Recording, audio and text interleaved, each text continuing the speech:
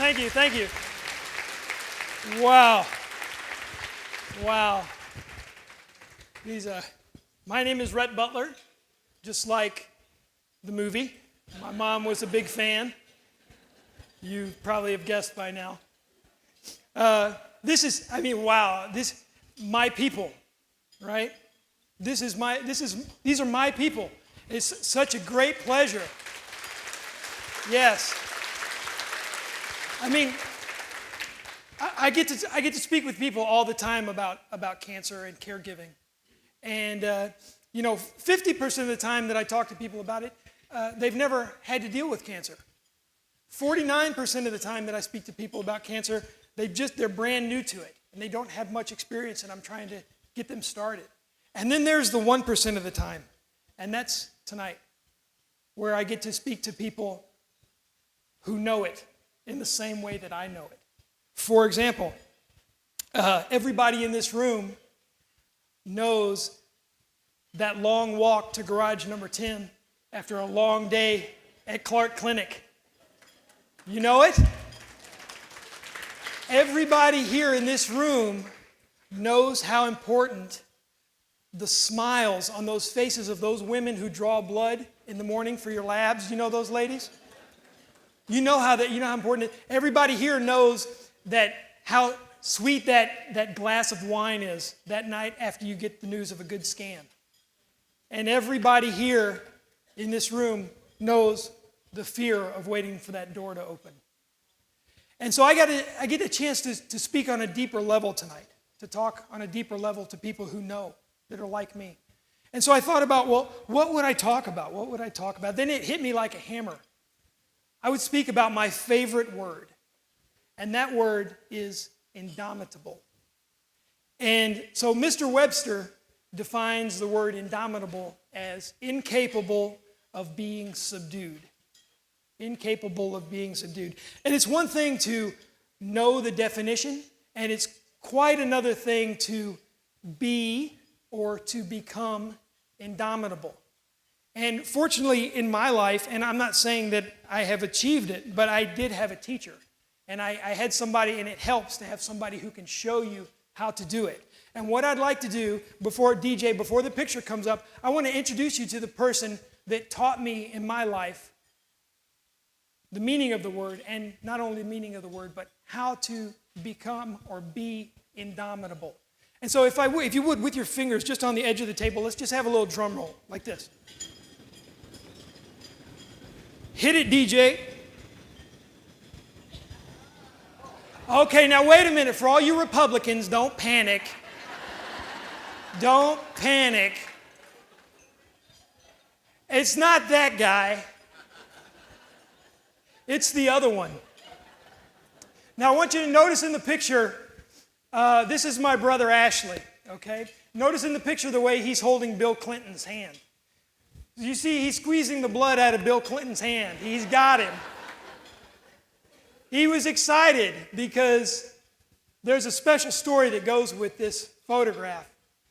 And it was a kind of a convergence of events that led to this. And my brother started treatments at MD Anderson in 2004. And in the fall of 2007, Hillary Clinton was she was debating on whether, we all knew she was going to run, right? But she was debating whether she was going to run against Obama. At the same time, here in Texas, we were talking about whether we were going to fund Proposition 15, CPRIT, right? And then the third thing, the important thing, is Bill Clinton had just published a book called Giving. Well, one day, my brother, who was visually impaired, he decided he wanted to get a copy of this book. So we went to the Barnes & Noble and we got the audio book. And it was one afternoon, my brother and myself and my father were sitting in the living room listening to Bill Clinton read his own book about giving. And probably chapter 3 or 4, Bill started talking about a cancer charity that he had supported and all these wonderful things that they did. And Ashley was very interested in this because it was always in the news in Texas. And so he stopped the CD and he said, "Dad," he says, "I want you to help me write a note." He says, "I want to send a letter to Bill Clinton." And my dad said, "Oh, Ashley, come on, are you serious?" He says, "No, come on, right now." So they went into the computer. Ashley dictated the letter. My dad typed it, and they put it in an envelope and sent it off. And then my dad never thought about it again because it was just some little assignment that my brother had for him, you know. And so life went on. 2-3 weeks later, my father's cell phone rings.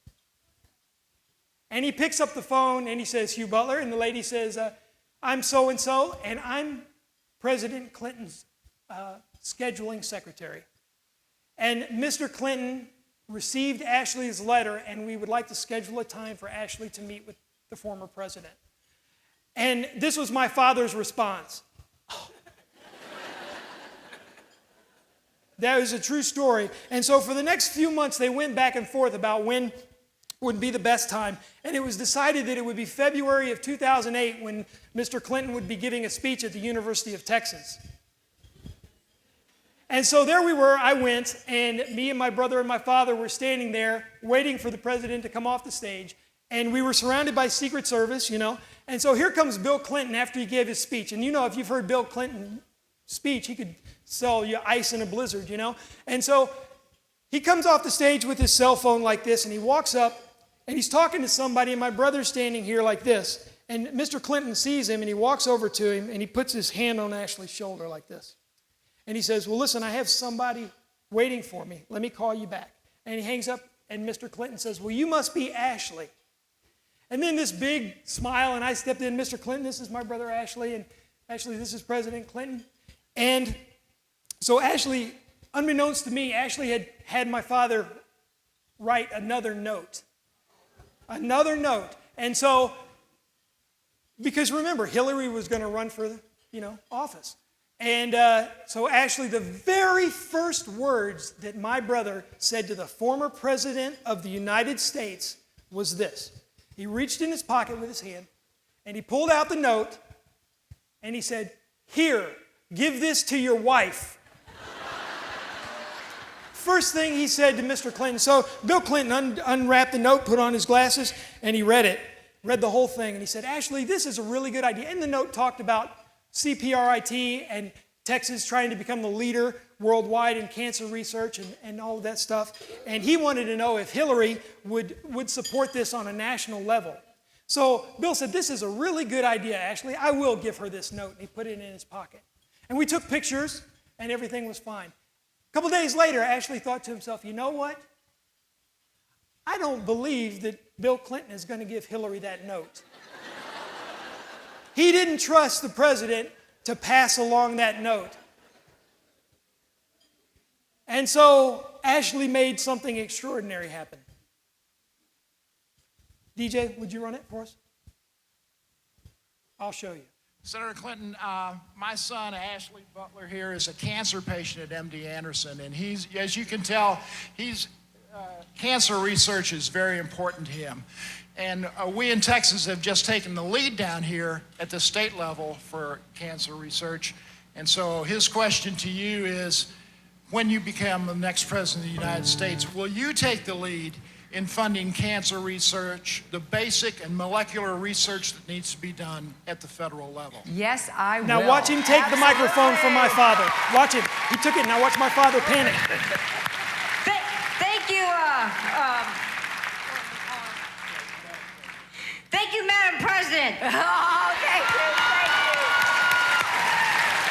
You know, let me That's wish good, you DJ. well in your treatment. So, something truly extraordinary. Now, this person had a malignant brain tumor at 2 years old. Whole brain radiation, bone marrow transplant, chemotherapy, a second brain tumor later on. Was going through treatments at the time. And he had such conviction in his beliefs, that he scheduled a meeting with a president of the United States simply to pass along a note. Okay? Now, what can we learn from someone like that? In 1982, when my brother first, he had his first surgery at Texas Children's Hospital down the street here in 1982. And while he was recovering from surgery, and my mother was with him in the room, they sent a social worker in to talk to my mother.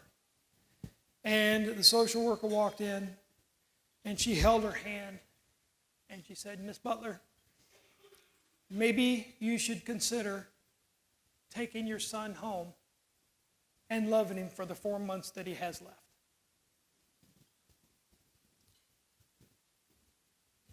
My mother got upset with this woman. And you know what she told her? She goes, "No one is going to tell me when my child is going to die." She said, "We did not come here to lose." That was the Butler mantra. That's what we say. Didn't come here to lose. He had a second brain tumor in 1987. We traveled all the way to California. There was a particular doctor who had some experience with this particular situation, that was decided that he would give Ashley his surgery.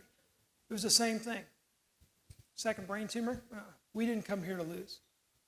2004, developed a sarcoma in the back of his neck. Came from the radiation treatment, they think.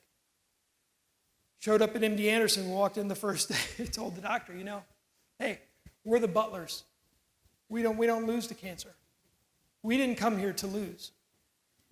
The thing I missed the most, my brother, he lost his vision in his second brain tumor surgery in 87, lost his vision. And when you have a sibling who's visually impaired, they teach you how to guide that person. They're supposed to hold your elbow, some of you know, while they walk.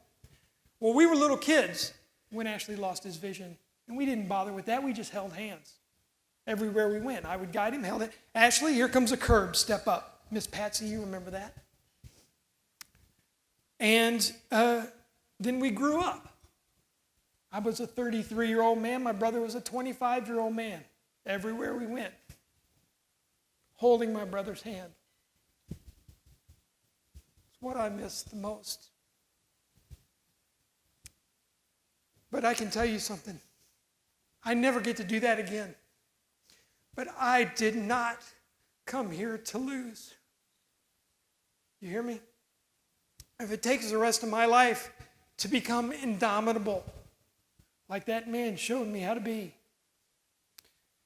it's exactly what I'm going to do. And I would ask the same for everybody that's here. Be incapable of being subdued. Become indomitable.